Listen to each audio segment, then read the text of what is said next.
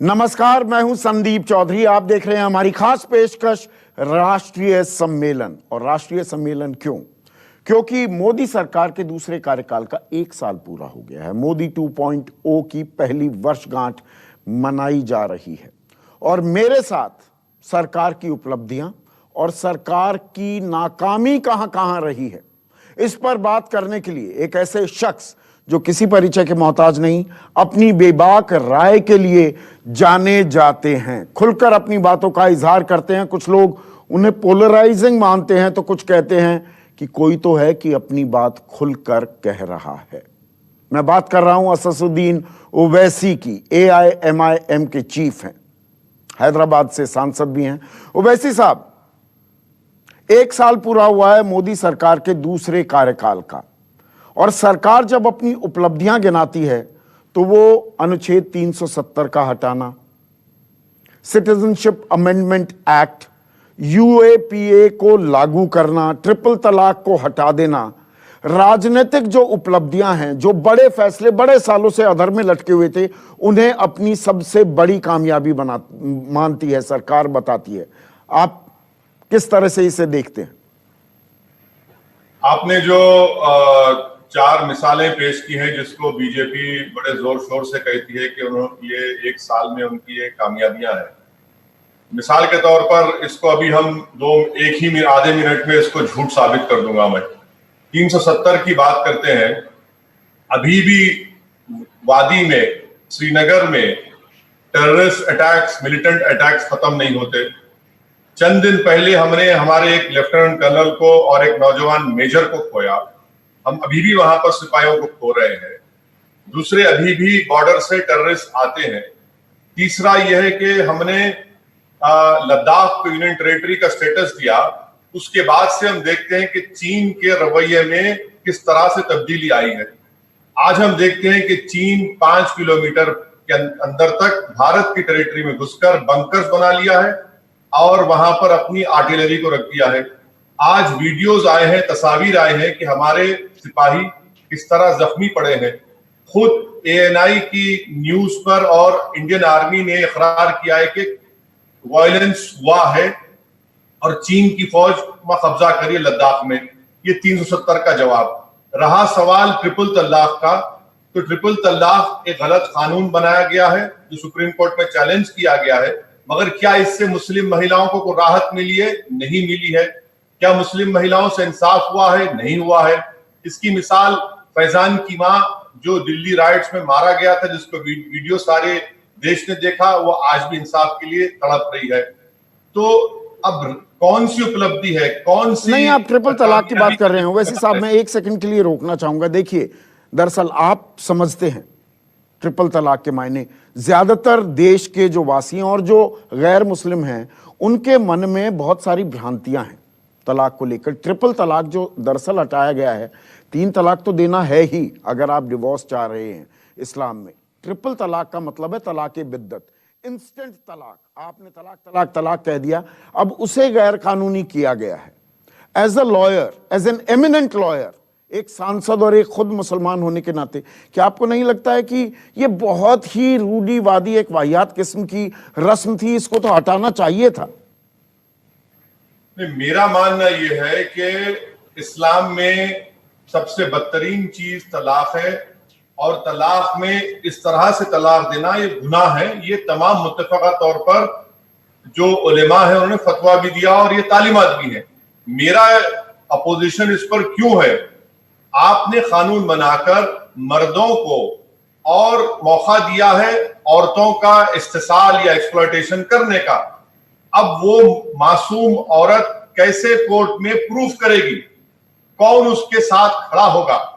मेरे सर, मैं आपको बताना चाह रहा हूं कि 50,000 करोड़ का 2G का घोटाला हुआ, जिसको CBI ने प्रूफ नहीं कर सकी दिल्ली कोर्ट में सॉरी। आप ये समझ रहे हैं कि एक मासूम मुस्लिम महिला को इंसाफ मिलेगा? आप ले जाकर उसको जेल में डाल देते हैं और फिर आप ये कहते हैं कि जब तक जेल में रहेगा तलाक नहीं होगा, और जब वो जेल से निकलेगा तो उसकी बीवी, जो लीगली बीवी कहलाएगी, वो जेल के सामने खड़ेगी और कहेगी कि बहाओ फूल बरसाओ, मेरा महबूब आया है। ये कानून बनाकर ये मुस्लिम महिलाओं से एक बहुत बड़ा मजाक किया गया। यूएपीए की बात करते हैं। अब यूएपीए पर भी आप सवाल उठाते हैं, क्या आतंकी जो हैं, जो देश को बर्बाद करना चाहते हैं, हमले करना चाहते हैं, लोगों की हत्या करना चाहते हैं, क्या उनके खिलाफ सख्त कानून नहीं होना चाहिए? यह सरकार की दलील है। सर, सरकार की दलील बिल्कुल गलत है। आप देख लीजिए कि जब यूएपीए को अमेंड किया गया था, जब चिदम्बरम होम मिनिस्टर थे, मनमोहन सिंह साहब वजीर आजम थे, मैंने उस वक्त भी अपोज किया। अब जब अमित शाह होम मिनिस्टर है, मैंने उस वक्त भी अपोज किया। क्यों अपोज किया? क्योंकि ये हमारे कॉन्स्टिट्यूशन के राइट टू लाइफ के खिलाफ है, जो अभी सुप्रीम कोर्ट में चैलेंज हुआ है। इसकी कई मिसालें मैं आपको दे सकता हूं कि कैसे इसका मिसयूज हुआ है, बच्चों की, मुसलमान बच्चों की, दलितों की, आदिवासियों की, और जो गवर्नमेंट को अपोज करता है, चाहे कांग्रेस की हो, बीजेपी की हो, इनकी जिंदगी के 7-7 साल, 6 साल बर्बाद हो गए। मिसाल के तौर पर आप देखिए कि एक राजस्थान का लड़का 12 साल के बाद जेल से निकलता है, कोर्ट उसको बरी करती है, अपनी मां के घर जाता है तो मालूम होता है मां मर जाती है, खबर पर जाकर रोता है। आप बताइए कि 2 महिलाएं दिल्ली की, इनको कोर्ट एक बेल देती दूसरे दिन, तीसरे दिन दिल्ली पुलिस उनको फिर गिरफ्तार करके यूएपीए लगाती है। Unlawful activities prevention act terrorism को रोकने के लिए नहीं, जो सरकार के खिलाफ है, पॉलिटिकल रिवेंज लेने के लिए एक्टिविस्ट के ऊपर, और खास तौर से मुस्लिम नौजवानों के ऊपर जो पढ़े लिखे हैं, उनकी जिंदगी को बर्बाद करने के लिए, क्योंकि इसमें 190 दिन का टाइम मिलता है डिटेंशन का, जो दुनिया में कोई ऐसा कानून नहीं है। अमेरिका में नहीं है, पेट्रियट एक्ट में नहीं है, यूके में नहीं है, रशिया में नहीं है। भारत एक वाहिद मुल्क है जहां पर 190 दिन का। सर, आपको आखिरी मिसाल दे रहा हूं यूएपीए की। पूना की पुलिस ने कहा था कि वहां पर गिरफ्तार किया गया भीमा कोरेगांव के बाद उन लोगों को जो प्राइम मिनिस्टर को मारना चाहते थे। मैंने कोर्ट के डॉक्यूमेंट्स मंगवा कर देखे, उसमें कहीं पर जिक्र नहीं है कि प्रधानमंत्री को हत्या करने की कोशिश की गई, मगर मीडिया में कह दिया गया। हो क्या रहा है कि लोग जेलों में सड़ते हैं, पब्लिक की मेमोरी से लोग भूल जाते हैं, और फिर 5-6 साल के बाद कोर्ट उनको बरी कर देता है। तो यूएपीए का कानून मिसयूज में ज्यादा हुआ है। रिकॉर्ड है कि 75% इसमें लोग बरी हो जाते हैं। तो फिर यह कानून कैसा? आप बताइए, फिर कश्मीर में इतने बड़े टेररिस्ट ऑफेंसेस क्यों हो रहे हैं अभी भी? और आप ये कह रहे हैं कि सरकार के खिलाफ जो आवाज बुलंद करता है, सवाल उठाता है, उसके खिलाफ इसका इस्तेमाल होता है। इस बात को मैं आगे बढ़ाऊंगा, लेकिन मैं एक क्विक कमेंट आपसे चाहूंगा, क्योंकि सवाल बहुत हैं ओवैसी साहब मेरे पास। अब राम मंदिर, सरकार का इसमें कोई लेना देना नहीं। ऐतिहासिक फैसला सुप्रीम कोर्ट ने दिया, सालों से यह मसला लटका हुआ था, लेकिन सरकार भी इसका क्रेडिट लेती है, और ले क्यों ना। मेरा सवाल बिल्कुल सरल, बिल्कुल सीधा, अयोध्या में राम मंदिर नहीं बनेगा तो कहां बनेगा ओवैसी साहब? सर, ये बात देख लीजिए कि क्या अयोध्या में राम मंदिर, कितने राम मंदिर है देख लीजिए, आप मालूम करवा लीजिए, आपको मालूम हो जाएगा। सुप्रीम कोर्ट का फैसला अगर आप पढ़ेंगे, और फैसला पढ़ने के बाद मैंने ये कहा कि सुप्रीम कोर्ट सुप्रीम है, but it is not infallible. आप मुझे बताइए कि अगर बाबरी मस्जिद को 6 दिसंबर 1992 को शहीद नहीं किया जाता तो क्या आज हम ये फैसला देखते? अगर मस्जिद वहां पर रहती, बाकी रहती, तो क्या फैसला आता? जिन्होंने मस्जिद तोड़ दिया, उसकी बुनियाद पर रास्ता आसान हो गया। अब हम तो ये कहेंगे कि वहां पर मस्जिद थी और इंशाल्लाह मस्जिद रहेगी, क्योंकि एक क्रिमिनल एक्शन के तहत, जिसको सुप्रीम कोर्ट ने भी कहा कि क्रिमिनल एक्शन के तहत अपने जजमेंट में उसको शहीद किया गया था। अब ये हमारी बात है। नहीं, मेरे सवाल का जवाब नहीं दिया। अगर अयोध्या में राम मंदिर नहीं बनेगा तो कहां बनेगा? उसको जन्मस्थल मानती है ना एक huge chunk of our population, हमारी आबादी का एक बड़ा तबका ये मानता है ना। सर, आपके मानने से, मेरे मानने से फेथ के ऊपर देश नहीं चल सकता। ये जो जजमेंट आया है, अनफॉर्चुनेटली मुझे कहना पड़ रहा है कि ये जजमेंट फेथ की राह पर मुल्क को लेकर जा रहा है। हमारे संविधान में ये नहीं कहा गया कि मेजॉरिटी का जो फेथ है उस पर देश चलेगा। हमारे संविधान में कहा गया राइट टू इक्वालिटी। हमारे संविधान में कहा गया कि ये तमाम चीजें हमारा कॉन्स्टिट्यूशन कहता है। हमारा कॉन्स्टिट्यूशन किसी एक मजहब को नहीं मानता, ना इस्लाम को मानता है, ना हिंदुइज्म को मानता, ना किसी मजहब को नहीं मानता, बल्कि सेलिब्रेट करता है तमाम रिलीजन्स को, और उन लोगों को भी सेलिब्रेट करता है जो किसी मजहब को नहीं मानते। भारत हिंदू राज्य बनने की राह पर जा रहे हैं, आप ये आशंका जाहिर कर रहे हैं मिस्टर ओवैसी?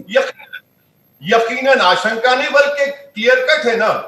आप देख लीजिए किस राह पर इस मुल्क को लेकर जा रही है बीजेपी। अब मैं कोरोना संकट, इस संक्रमण काल की बात करता हूं। 2 महीने से ज्यादा 68 दिन आज पूरे हो रहे हैं। सोशल डिस्टेंसिंग, देह की दूरी भी हमने मेंटेन की, घरों में हम बंद भी रहे, वो लक्ष्मण रेखा नहीं लांघी देश ने। और सरकार कह रही थी जान है तो जहान है, कि जान बचाना प्राथमिकता है, लेकिन अब जान भी और जहान भी, उस ओर हम आ गए हैं। अनलॉकिंग का पहला फेज कल से शुरू हो जाएगा। तो आप जो सरकार का रिस्पांस रहा है इस संकट काल, संक्रमण काल में, सरकार इसे कहती है कि देखिए अगर हम ये कदम ना उठाते तो बहुत ज्यादा लोग संक्रमित होते। दुनिया में हमारी सराहना, प्रशंसा की जा रही है। आप सरकार के इनिशिएटिव्स को, हमारे ये इन 68 दिन को कैसे देखते हैं ओवैसी साहब? सर, ये जो 68 दिन का मौका सरकार को मिला, उन्होंने गवाया नहीं बल्कि अपने दोनों हाथों से इसको खोया है। और प्रधानमंत्री ने क्या कहा था देश को, 21 दिन में हम इस पर जंग जीत जाएंगे। आप जीते प्रधानमंत्री, आप हार गए। इस task force, Covid task force का चीफ विनोद साहब ने कहा था कि 18 मई के बाद कोई कोविड नहीं होगा। झूठ साबित हुआ। 7-7 हजार, 6-6 हजार केसेस देश में बढ़ रहे हैं। तीसरा, आपने लॉकडाउन को यह समझा कि वायरस खत्म हो जाएगा। सारी दुनिया में हेल्थ एक्सपर्ट्स, खासतौर से एपिडेमियोलॉजिस्ट ने कहा कि हम टाइम बाई कर रहे हैं, मगर आपने एपिडेमियोलॉजिस्ट को किसी को कंसल्ट नहीं किया। आपने देश को धोखा दिया और खास तौर से मिडिल क्लास तबके से कह दिया कि भाई घंटी बजाओ, थाली बजाओ, दिए जलाओ, लाइट बंद करो। आज अगर आप मार्च के महीने में हमारे गरीब लेबरर्स को वापस भिजा देते, खासतौर से यूपी, बिहार, बंगाल, झारखंड को, उस वक्त वायरस कम था। आज अब इकोनॉमी खोल रहे हैं, हमारा लेबर जा चुका है, तो कौन से इकोनॉमी रिवाइव होगी? तो आप कह रहे हैं सरकार ने उल्टी गंगा बहाई। आप ये कह रहे हैं उल्टी गंगा बहाई, जो दरअसल अब कर रही है, ये फर्स्ट फेज में करना चाहिए था, बजाय के चौथे या 5वें फेज में करो। बिल्कुल आप सही कह रहे हैं, उसी वक्त करना चाहिए था। वो अंग्रेजी की कहावत है ना कि act in haste, repent in leisure. अरे भारत के प्रधानमंत्री सारी दुनिया के वाहिद हेड है एक कंट्री के, जिन्होंने इस कोविड क्राइसिस में एक प्रेस कॉन्फ्रेंस नहीं की, एक प्रेस कॉन्फ्रेंस नहीं की। मन की बात, लव लेटर लिखते हैं लोगों को आकर। अरे आप मीडिया के सामने क्यों नहीं आते? प्रेस कॉन्फ्रेंस करिए ना प्रधानमंत्री जी। अगर आपको नफरत है आप जैसे एंकर से, तो मत बुलाइए, किसी और को बुलाइए जो आपके सामने बैठकर चापलूसी करके सवाल कर ले आपकी तारीफ में। मगर एक तो प्रेस कॉन्फ्रेंस करते प्रधानमंत्री, एक प्रेस कॉन्फ्रेंस नहीं। पर मिस्टर ओवैसी, मैं बीच में रोकूंगा। आप लगातार सवाल पर सवाल उठाए जा रहे हैं। ये एक वैश्विक महामारी थी, ये कोई सरकार तो लेकर नहीं आई, ये बाहर से आई है। सरकार ने जो कदम उठा सकती थी, कुछ गलतियां होंगी, आप गलतियां करिए, पर आप तो, और मैं शब्द इस्तेमाल कर रहा हूं तुषार मेहता के, जो सॉलिसिटर जनरल हैं देश के, और क्योंकि आप एक बेहतरीन वकील भी हैं खुद, सुप्रीम कोर्ट में वो कहते हैं आप जैसे लोगों के लिए, और मैं भी उसमें शामिल हूं दरअसल, पर मैं आपका टेक चाहूंगा, that you are a vulture of doom. आप यहां पर बर्बादी के नाम पर ताली बजाते हैं कि देखिए आप गिद्ध की तरह हैं, आप नेगेटिविटी नेगेटिविटी नेगेटिविटी, नकारात्मकता के प्रतीक बन गए हैं असदुद्दीन ओवैसी। ये सॉलिसिटर जनरल कह रहे हैं। नहीं, मुझे यकीन है कि मैं वही हूं जो समझ रहे हैं, मुझे उसकी फिक्र नहीं है सर। मैं यहां पर कोई इमेज मेकओवर के लिए पॉलिटिक्स में नहीं आया हूं। और वल्चर्स मैंने कह दिया, प्रॉफिट्स ऑफ डूम, और वल्चर की बात पर भी आगे आता हूं। You are a prophet of doom and you are a negative person. बिल्कुल बिल्कुल सर, इस देश को आप जैसे वल्चर्स की जरूरत है। वल्चर क्या करता है? वल्चर पूरे एनवायरनमेंट को साफ रखता है, पोल्यूशन से बचाता है। तो इस देश को और वल्चर्स की जरूरत है। मैं प्रधानमंत्री से कहूंगा कि सर, कम से कम वो जो कहानी आपकी हुकूमत की तरफ से सुप्रीम कोर्ट को सुनाई गई, उसको सच तो कह देते। झूठ का आपने उस जर्नलिस्ट का, उसने बचाया उसने उसको उस बच्चे को इसलिए नहीं छुआ क्योंकि जरासीम तो कहा गया, वो 14 साल जिंदा था। मगर नहीं, वो आजकल व्हाट्सएप यूनिवर्सिटी से डिग्री लेने में लोग मशगूल रहते हैं, पूरी चीज पढ़ते नहीं है। किसी ने चलाया था, ये 3 साल पहले चला था मैसेज, किसी को पता तो है नहीं कि ये गलत चीज पब्लिश की जा रही है या छापी जा रही है व्हाट्सएप पर। अब बिल्कुल सर, बिल्कुल ऐसा है ना कि व्हाट्सएप यूनिवर्सिटी के ना सिर्फ ये लोग बानी हैं, वाइस चांसलर हैं, बल्कि जिंदगी भर के लिए इसके ओनर हैं ये लोग। झूठे फर्जी वेंटिलेटर दिए जाते हैं, उसकी कोई फिक्र नहीं है। झांसी में शर्मा एक साहब की लाश 4 दिन ट्रेन के टॉयलेट में पड़ी रहती है, उसकी फिक्र नहीं है। 85 लोग 9 मई से 28 मई से ट्रेन में मर जाते हैं। आप और हम वल्चर हैं, पीने का पानी नहीं है। 140 माइग्रेंट लेबर्स मर जाते हैं। इस क्राइसिस, इस अनकॉन्स्टिट्यूशनल अनप्लान्ड लॉकडाउन जो मोदी सरकार ने किया, हम वल्चर हैं। फिर वही आप एक ही तरह का नैरेटिव चला रहे हैं। ओवैसी साहब, 51 लाख लोगों को ट्रेन के जरिए भेजा गया है, 40 लाख लोगों को बसों के जरिए उनके घर भेजा गया है, 20,97,000 करोड़ रुपए का बेल आउट पैकेज दिया गया है, मनरेगा में 40,000 करोड़ रुपए बढ़ा दिए गए हैं, जो मद है वो 182 रुपए से 202 रुपए कर दी गई है, मुफ्त में गैस के सिलेंडर दिए जा रहे हैं। ये फेहरिस्त इतनी लंबी है, कार्यक्रम खत्म हो जाएगा। आप पॉजिटिव्स बिल्कुल नहीं देखते हैं। बिल्कुल नहीं देखता हूं, क्योंकि मैं जो ऐनक लगाया हूं ना, वो मोदी सरकार की गुलामी की ऐनक नहीं लगाया हूं। मैं ऐनक लगाकर सच्चाई को देख रहा हूं। अगर आपने 20 लाख करोड़ का वो इकोनॉमिक पैकेज का ऐलान किया, देश के जितने बड़े बड़े इकोनॉमिस्ट है, गवर्नमेंट ने कहा कि 10% जीडीपी, झूठ है। 1.7% ऑफ जीडीपी भी नहीं है। ट्रेन चला रहे हैं, मुंबई से ट्रेन जाना गोरखपुर को ओडिशा चले जाती है। आप खुद देखिए कि एक अबरार और एक सुनील नामी लोग पीने का पानी ट्रेन में नहीं मिला उनको। पीयूष गोयल साहब टाइम्स ऑफ इंडिया को इंटरव्यू देकर कहते हैं कि कोई भूखमरी से नहीं मरा है। कितनी झूठ बोलेंगे।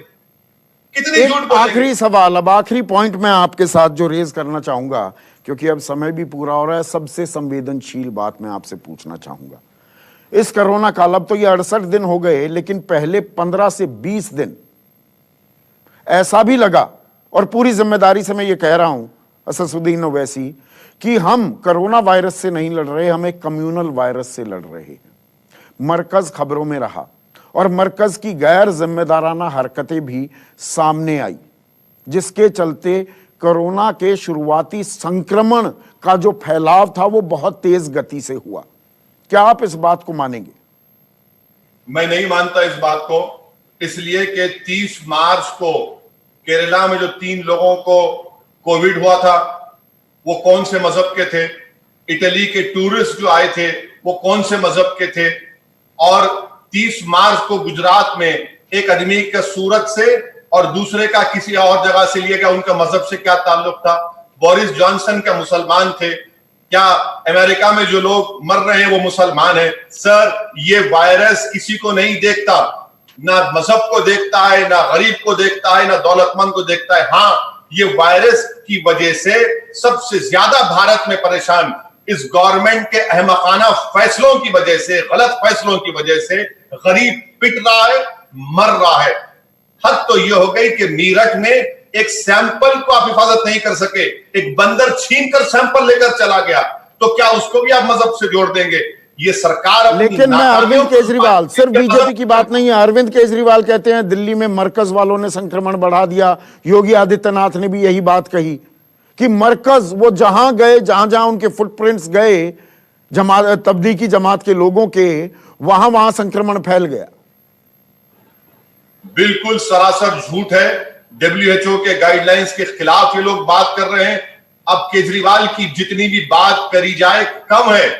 केजरीवाल जब दिल्ली जल रहा था तो बजाय चीफ मिनिस्टर के, लॉ एंड ऑर्डर नहीं है उनके पास, मगर एक अखलाकी कॉन्स्टिट्यूशनल जिम्मेदारी थी, वो हिंदू इलाकों में जाते, मुस्लिम इलाकों में जाते लोग समझाते, वो नहीं किया। क्या किए? राजघाट पर जाकर खामोश बैठते हैं। ये केजरीवाल का असली चेहरा है जो लोग आज समझ रहे हैं।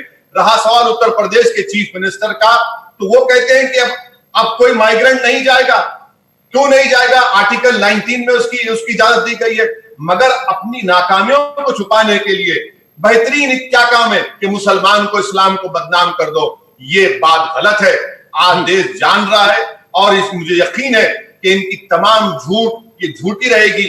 ये झूठ के अपनी झूठ को सच्चाई से नहीं छुपा पाएंगे इंशाल्लाह। आखिरी सवाल, तो क्या आप ये कह रहे हैं कि ये जानबूझकर कोरोना वायरस के नाम पर कम्युनल वायरस फैलाया गया, और क्या यही वजह है, अब मैं एक लीडिंग क्वेश्चन पूछ रहा हूं पर यह पूछना भी जरूरी है, क्या यही वजह है कि अजित डोभाल देश के राष्ट्रीय सुरक्षा सलाहकार 28 मार्च को रात को 2 बजे मौलाना साद तबलीगी जमात के मुखिया से मुलाकात करते हैं, और आज हम 31 मई को बैठे हैं असदुद्दीन ओवैसी, 2 महीने से ज्यादा हो गए लेकिन मौलाना साद कहां है, यह लाख टके का सवाल बना हुआ है। सबसे बड़ी जिम्मेदारी डाली गई, 20 दिन तक सब चिल्लाते रहे, एक्सक्लूसिव स्टिंग्स और न जाने क्या क्या खबरें चली। मौलाना साद आज तक भी नहीं मालूम किसी को कहां है, और वो कहने को दिल्ली में है। अब ये जो लोग एनएसए के करीब हैं, चाहे वो किसी मजहब के हों या धर्म लीडर्स हों, ये इस सवाल का जवाब दे सकते हैं। ये लीडिंग क्वेश्चन पर इसका जवाब मेरे पास नहीं है। मगर मैं इतना जरूर कहूंगा कि ये सरकार इस लॉकडाउन, या हम कॉन्स्टिट्यूशनल लॉकडाउन है, क्योंकि स्टेट्स के पास law and order, public health state का सब्जेक्ट है। मुझे अफसोस और गम इस बात का है कि कई non Congress, non BJP chief ministers इस लॉकडाउन को क्यों माने। इनको नहीं मानना चाहिए था। वो अपने तौर पर अपने स्टेट में लॉकडाउन के तरीकों को इजाद करते और लॉकडाउन को करते। मगर सर, जो 12 करोड़ नौकरियां चली गई हैं वो नहीं आने वाली है। आने वाले मुस्तकबिल में जीडीपी -25% होने वाला है। आज देश को इसकी फिक्र करना है। सरकार के पास कोई इलाज नहीं है। लॉकडाउन के लिए 4 घंटे और लॉकडाउन खत्म करने के लिए 8 दिन। यानी मोदी साहब कह रहे हैं कि भाइयों बहनों, अब मैं कुछ नहीं कर सकता, अब मैं हाथ उठा लिया हूं, अब आप दिए जलाओ या मत जलाओ या थाली बजाओ, हम जो कर सकते थे कर लिए। अब आप जाने और आपका अल्लाह या आपका भगवान जाने, अब हम कुछ नहीं कर सकते वायरस में आपकी मदद करने के। बहुत बहुत शुक्रिया Asaduddin Owaisi, as direct as open as always. दोस्तों, आपको अगर हमारी ये वीडियो पसंद आई तो प्लीज़ हमारे चैनल को आप ज़रूर सब्सक्राइब करें और साथ ही बेल आइकन को ज़रूर दबाएं और हमारी वीडियो को शेयर करें ज़्यादा से ज़्यादा।